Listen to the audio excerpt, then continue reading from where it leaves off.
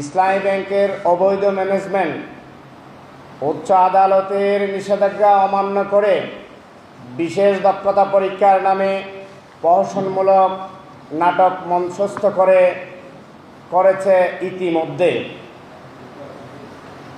সেই কূপ থেকে তারা আমাদের উপর নির্যাতন নিপীড়ন শুরু করেছে। আমাদের ইউজার আইডি, পাসওয়ার্ড, আমাদের staff account, self in, ATM card থেকে শুরু করে সব কিছু বন্ধ করে দেওয়া হয়েছে।